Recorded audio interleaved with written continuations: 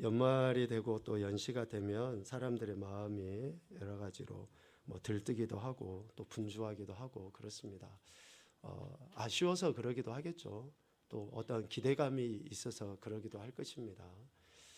우리 인생이 하루하루 살아가는 게 다 내 뜻대로 내 계획한 대로 되면 그런 생각도 덜 하겠지만 좀 그렇지 못한 적이 참 많이 있잖아요. 예기치 못한 사건들도 생기기도 하고 또 뜻하지 않은 일들로 인해서 기분 좋기도 하지만 또 실망스럽고 고통스럽고 힘들기도 한 때가 있기 때문에 그런 것입니다. 그래서 이러할 때일수록 우리가 보다 더 분명한 태도를 취하는 것이 참 중요하다라는 그런 생각을 하는데요. 하나님 말씀은 길이요 진리요 생명이라 그랬습니다. 결코 변하지 아니한다라고 했습니다. 다시 말하면 그 말씀의 주체이신 하나님께서 길과 진리와 생명 되실 뿐만이 아니라 결코 흔들림 없는 반석이 되신다라는 것입니다. 그래서 우리의 소망은 오직 하나님이어야 한 줄로 믿습니다. 오직 하나님의 말씀이어야 한 줄로 믿습니다. 그 말씀이 있을 때 우리는 결코 흔들리거나 또 어떤 상황 가운데 좌절하거나 낙심 절망이 아니라 오히려 우리가 앞서 찬양했던 것처럼 예수님이 나의 소망이시고 나의 기쁨이시고 그 안에서 영생의 은혜를 누리며 살아가는 그런 인생들이 된다라는 것이죠. 그래서 오늘 이 시간 예배를 통해서 우리가 하나님에 대해 예수 그리스도에 대해 우리를 구원하시고 우리의 삶 가운데 은혜를 주신 그분에 대한 그 이야기를 나누려고 하는 것입니다. 성경을 여러 관점으로 볼 수도 있죠. 구속사적인 그런 관점으로 볼 수도 있습니다.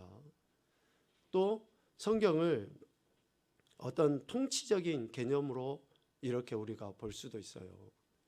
근래에는 이 통치, 하나님 나라라는 그런 관점에서 보고 누가 왕이냐라는 것을 그 성경 안에서 이렇게 좀 생각을 해보는 경향들이 많이 있습니다.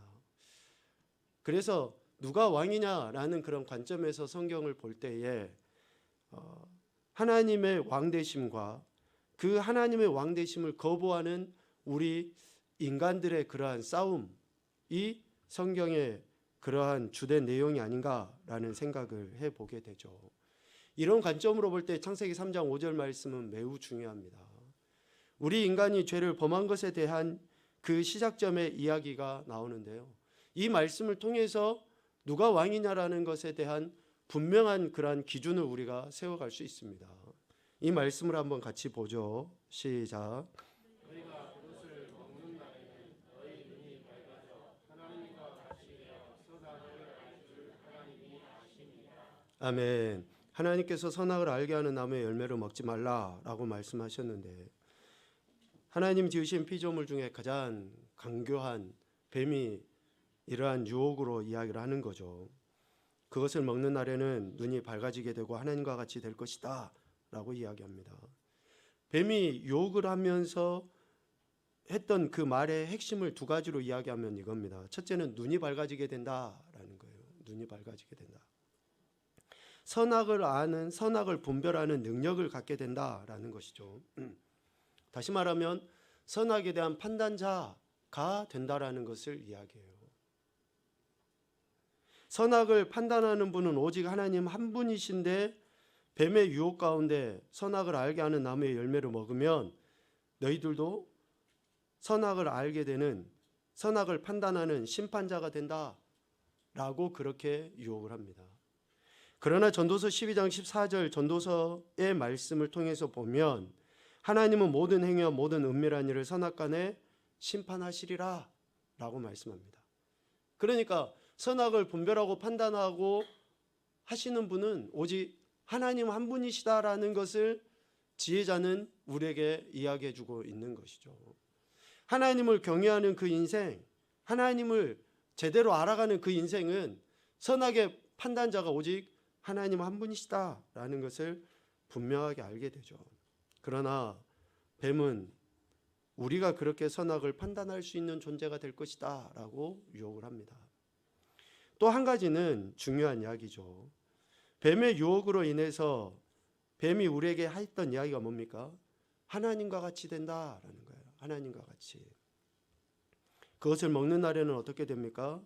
하나님과 같이 되어 하나님의 그 거룩하신 신성, 또 하나님이 모든 것들을 주관하시는 것에 대해서 동등한 위치가 되는 것이다 라고 이야기를 합니다. 그런데 여러분, 하나님은 스스로 계신 분이셔요. 스스로 계신 분. 우리는 피조물이지만 하나님은 스스로 존재하시는 분이십니다. 시작점 자체가 틀려요. 그런데 뱀은 우리가 하나님과 같이 될 것이다 라고 그러한 말로써 유혹을 하는 것이죠. 이사야 45장 21절 말씀 읽어볼까요? 너희는 알리며 진술하고 또 함께 의논하여 보라. 이 일을 옛부터 듣게 한 자가 누구냐? 이전부터 그것을 알게 한 자가 누구냐? 나 여호와가 아니냐? 나 외에 다른 신이 없나니? 나는 공의를 행하며 구원을 베푸는 하나님이라. 나 외에 다른 이가 없느니라. 아멘. 이사야 45장에 보면 나 외에 다른 이가 없다라는 말씀을 8번이나 반복을 해서 이야기하십니다. 그만큼 하나님의 하나님 되심을 이사야 선지자는 하나님의 그 말씀을 우리에게 전해주고 있는 것이죠. 하나님만이 유일하신 창조주시오 주권자이시다라는 것을 성경에서는 분명하게 이야기해요. 그런데 뱀의 유혹에 빠진 인생들, 아니요, 더 엄밀하게 이야기하면 사탄은, 뱀은 우리가 하나님과 같이 될 것이다라고 지속적으로 우리에게 그러한 유혹으로 다가온다라는 것이죠. 여러분, 하나님만이 유일한 하나님 곧 왕이심을 믿으시길 간절히 소망합니다. 하나님만이셔요. 하나님만. 우리 죄성을 가진 인생들은 그 하나님의 자리에 나아가려고 끊임없이 하나님을 대적하지만, 하나님과 같이 되고 싶어 하지만 결코 하나님과 같이 될 수 없는 것이 우리 인생이고, 오직 하나님만이 진정한 왕 되신다라는 것을 성경에서는 이야기하십니다.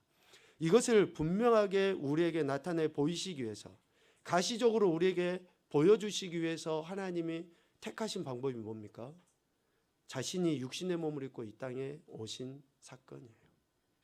구약의 성경을 통해서 하나님이 왕 되신다라는 것을 지속적으로 말씀하셨지만, 어리석은 인생들이 하나님과 같이 되려고 하나님의 그 능력이 자신의 능력인 양 착각하고 살아가니까 어때요? 그것을 가시적으로 분명하게 보이시기 위하여 하나님이 친히 육신의 몸을 입고 이 땅에 오심으로 인해서 하나님의 왕 되심을 우리 인생에게 가시적으로 보여주셨다라는 것이죠. 빌립보서 2장 6절 7절 말씀입니다. 그는 근본 하나님의 본체시나 하나님과 동등됨을 취할 것으로 여기지 아니하시고 오히려 자기를 비워 종의 형체를 가지사 사람들과 같이 되셨다라고 말씀합니다. 분명 하나님이신 그분, 왕이신 그분은 홀로 영광을 받으실 분이심에도 불구하고 우리 인생이 그렇게 하지 않으니 친히 육신의 몸을 입고 이 땅에 오셔서 하나님 되심을 나타내 보이신 거죠. 그래서 우리가 대림절의 절기를 지키면서 예수님은 왕으로 이 땅에 오셨다라는 것을 우리가 고백을 해야 됩니다. 예수님이 진정 왕으로서 이 땅에 오셨다라는 것을 우리가 고백하는 그 이유는 이전에 있었던 구약의 모든 내용을 우리가 인정한다라는 것이 되기 때문에 중요한 거예요.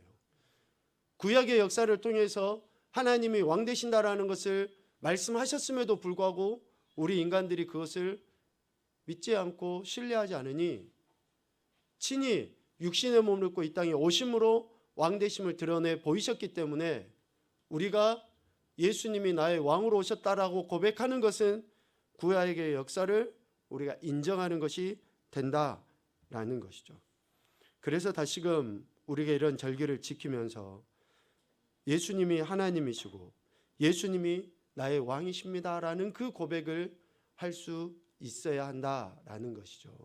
그래서 우리는 이러한 절기를 지키는 겁니다. 오늘 마태복음 2장에 보면 왕으로 이 땅에 오신 예수님에 대한 이야기를 하고 있습니다. 특별히 2장 6절 말씀에 보면 미가 선지자의 말씀을 인용해서 이야기를 하고 있습니다. 마태복음 2장 6절에 또 유대 땅 베들레헴아 너는 유대 고을 중에서 가장 작지 아니하도다. 네게서 한 다스리는 자가 나와서 내 백성 이스라엘의 목자가 되리라 라고 미가 선지자의 예언을 지금 전하고 있습니다. 여기서 예수님이 이 땅에 왕으로 오셨다라고 하는 증거를 두 단어로 이야기를 합니다. 첫째는 다스리는 자, 그리고 또 하나는 백성입니다. 왕과 백성의 그 관계, 다스리는 자와 백성의 그 관계.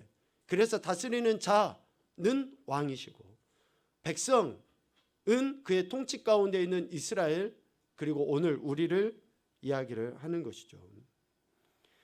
일찍이 미가 선지자를 통해서 이 메시아에 대한 예언을 말씀하셨는데, 익히 잘 아는 것처럼 메시아는 그리스도 기름 부음 받은 자이죠. 기름 부음 받은 자는 구약의 새 직분에 대해서 기름 부어서 세웠습니다.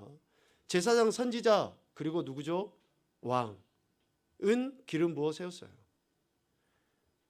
그래서 메시아로 오실 예수 그리스도는 미가 선지자의 예언과 같이 다스리는 자로서, 즉 왕으로서 이 땅에 오셨다라는 것이죠.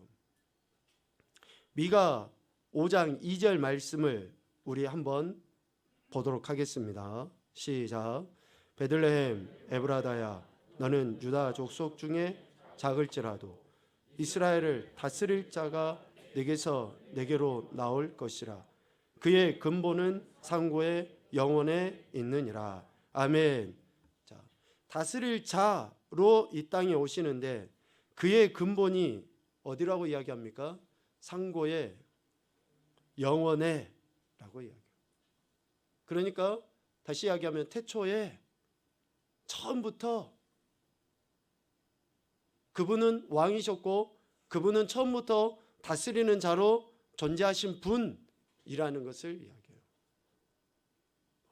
언제 중간에 갑자기 툭 튀어나온 그러한 존재가 아니라 이미 처음부터 다스리는 자로 왕으로 존재하신 분이시다라는 것을 이야기합니다.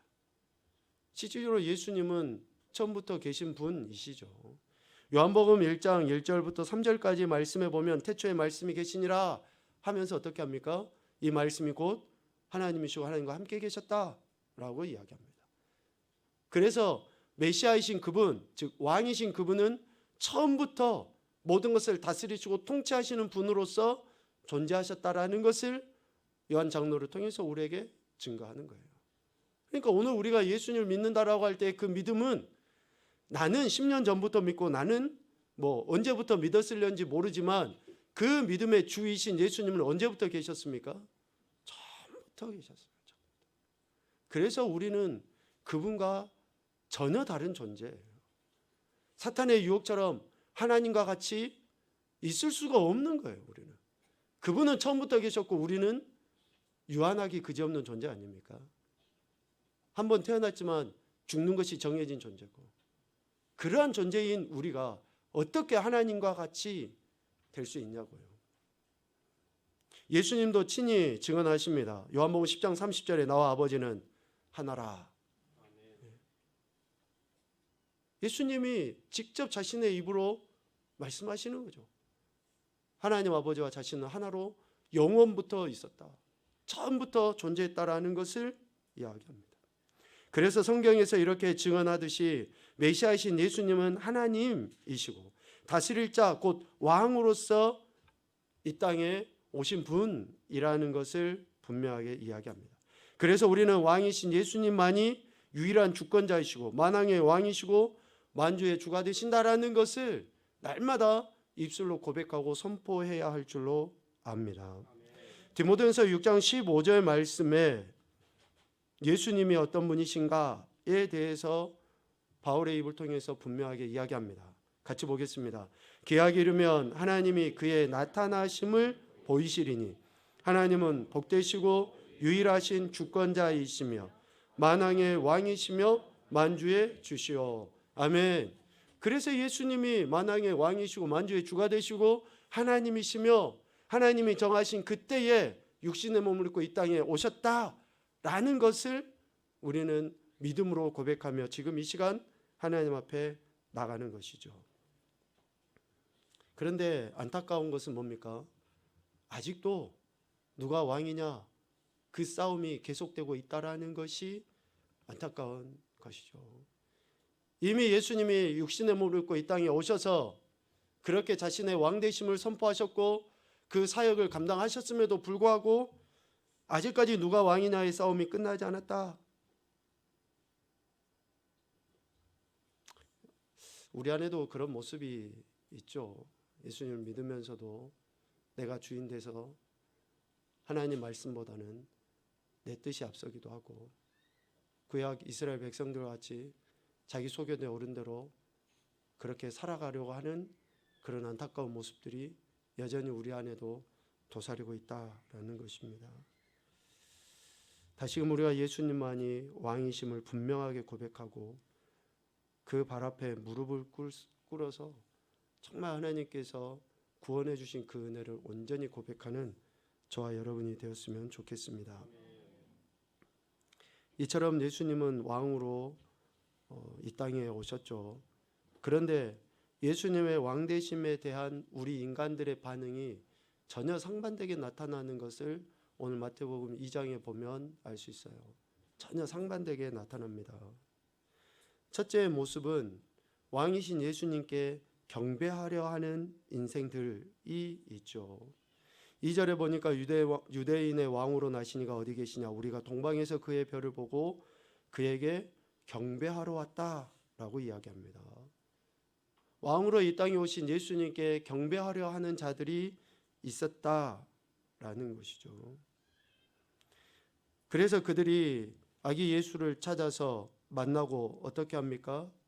2장 11절에 보면 집에 들어가 아기와 그의 어머니 마리아가 함께 있는 것을 보고 엎드려 아기께 경배하고 보배압을 열어 황금 유황 모략을 예물로 드리는 그러한 경배의 태도를 보이게 됩니다. 아무것도 모르는 그 아이이지만 하나님이 약속하신 그 말씀의 성취로 이 땅에 오신 아기가 만왕의 왕이신 줄 알고 그들은 자신들이 가지고 있는 최상의 것을 가지고 그 아기께 엎드려 무릎 꿇고 경배하는 그러한 태도를 보였다라는 것이죠. 황금 유황 모략에 대해서 주석가들이 많은 이야기를 하지만 여간 그들이 가지고 있는 최상의 것으로 아기께 경배하는 그러한 이들이 있었는가 하면 반대로 왕으로 오신 예수 그리스도 메시아이신 그분을 죽이려 하는 자들이 있었다라는 거죠. 마태복음 2장 13절 말씀에 보면 그렇죠. 그들이 떠난 후에 주의 사자가 요셉에게 현명하여 이르되 헤롯이 아기를 찾아 죽이려 하니 라고 이야기합니다. 그 아기를 찾아서 헤롯이 죽이려고 한다라는 것이죠. 아기로 태어난 예수가 유대 왕이라는 것을 헤롯이 인지했기 때문에 죽이려 했던 거 아닐까요? 그냥 그 갓난아기가 자기에게 지금 어떠한 직접적인 해가 될 것이라고 생각을 할 수가 없잖아요. 보통의 사람이라면. 그런데 헤롯은 유대의 왕으로서의 그 아기를 인정했기 때문에 장차 자신의 정치적인 입지가 약화될 것을 우려해서 16절 말씀처럼 2살 아래의 그 아이들을 다 죽여버리는 이런 엄청난 죄악을 범한 것 아닙니까? 자신이 왕으로 군림해야 하는데 다른 이가 왕이 된다는 것을 도저히 용납할 수 없었기 때문에, 다시 말하면 누가 왕이냐의 그 싸움에서 예수가 왕이 아니라 자기가 왕이 돼야 된다는 것을 드러내 보이기 위해서 이런 엄청난 죄악을 저질렀다라는 것이죠. 누가 왕이냐의 싸움에서 승리하고 싶어서 헤롯은 이런 잔악무도한 일을 저지른 거예요. 지금 이 시대에도 많은 사람들이 자기가 왕이 되고자 그러한 잔악한 일들을 행하는 것 아닙니까? 물질이고 명예고 세속적인 것들에 있어서 자기가 주도권을 갖기 위해서 자기가 왕이 되고 싶어서 높임받고 싶어서 인정받고 싶어서 그러한 일들을 행하는 사람이라 그러면 헤롯과 별반 다른 바 없는 그런 인생들 아니냐라는 것이죠. 경배하려 했던 동방에서 온 박사들이나 또 아기 예수를 찾아서 죽이려 했던 헤롯의 그러한 모습, 이 두 부류의 공통점은 뭡니까? 아기 예수를 왕으로 인정했다라는 거예요. 왕으로 인정해서 경배하는 자가 있는가 하면 왕으로 인정해서 죽이려 하는 그런 자가 있었다라는 것을 성경에서 이야기합니다. 아기 예수가 특별한 왕으로서 이 땅에 오셨음을 인식했기 때문에 어떤 사람은 목숨이 위태로운 상황임에도 불구하고 자기가 가진 것으로 최상의 경배를 올려드리는가 하면, 어떤 사람은 자기의 자리가 위협받을 것을 우려해서 아무것도 모르는 그 어린 아이들을 무자비하게 잡아 죽이는 그러한 일을 자행하는, 혹시 우리는 어떤 모습 속에 지금 있습니까? 예수 그리스도가 나의 왕이시고 나의 구원자이시다라고 우리는 날마다 입술로 고백함에도 불구하고 내가 진짜로 그분께 최상의 것으로 경배하고 있는가? 아니면 지금 나의 기득권이나 나의 소유나 지금 나의 무엇인가 손해볼 것 같으니까 잔인한 방법까지 동원해서 예수님의 나의 왕 되심을 거부하고 있는 것은 아닌가? 경배하려는 자와 죽이려는 자의 공통점은 예수님을 왕으로 생각했다라는 것입니다. 그리스도에 대한 경배와 저주 또 영광과 핍박은 언제나 공존할 수밖에 없습니다. 다시 말씀드립니다. 예수 그리스도에 대한 경배와 저주, 영광과 핍박은 언제나 공존해요. 주님이 다시 오실 때까지 우리 개개인의 안에서도 그렇고 우리 공동체 안에서도 그렇고 나라나 세계 온 열방 안에서도 이것은 항상 공존하게 되어 있습니다. 그러면 우리가 지금 어느 쪽으로 향해야 될까요? 무엇을 택해야 되겠습니까? 치열한 이 영적 싸움 가운데서 우리가 그리스도를 경배하기 위해, 왕으로 오신 예수님을 경배하기 위해서 우리의 생명을 드리고 있는가? 아니면 은연중에 그분을 무시하고 멸시하고 저주까지 하는 그런 것을 우리가 허용하고 살아가고 있는가? 대단히 중요한 이야기입니다. 예수님이 나의 왕이십니다라는 그 고백은 단순히 입술의 고백에서 멈춰서는 안 됩니다. 내 삶을 들여서 최상의 것으로 그분께 엎드려 경배하는 것으로 나타나야 하고, 혹 내 안에서 그분을 멸시하고 저주하고 심지어는 죽이기까지 하려는 그러한 죄성들을 뿌리째 뽑아버리려고 하는 그러한 부단한 은혜 구함과 노력이 있지 않냐고서는 우리가 그분의 왕 되심을 온전히 고백할 수 없게 된다라는 것이죠. 그래서 날마다 우리는 이 치열한 영적 싸움 가운데서 예수님이 나의 왕이십니다, 만왕의 왕으로 이 땅에 오셨습니다라는 그 고백을 정말 치열하게 해 나가야 되는 것입니다. 이 치열한 영적 싸움 가운데 하나님의 은혜를 구하시고 또 그분의 뜻하신 바를 우리의 삶으로 순종하며 살아갈 때에 비로소 우리가 가진 황금과 유황과 모략으로 그분께 온전한 영광을 올려드리게 되는 것입니다. 만왕의 왕으로 이 땅에 오신 그분만을 완전한 왕으로 인정하고 그분의 뜻하심 가운데 내 삶이 하루하루 세워져 가고 있다라는 것을, 그분의 통치 가운데 내 삶이 세워져 가고 있다라는 것을 인정하며 살아가야 할 줄로 우리는 믿습니다. 디모데전서 6장 16절 말씀을 읽고 오늘 말씀을 마치도록 하겠는데요. 사도 바울이 디모데에게 이런 권면의 이야기를 하는 것이죠. 정말 오직 영광과 또 찬송을 받으실 그분은 만왕의 왕으로 오신 예수 그리스도밖에 없다라는 것을 다시 한번 우리에게 교훈으로 해주고 있는 말씀입니다. 같이 보죠. 오직 그에게만 죽지 아니함이 있고 가까이 가지 못할 빛에 거하시고 어떤 사람도 보지 못하였고 또 볼 수 없는 이시니 그에게 존귀와 영원한 권능을 돌릴지어다. 아멘.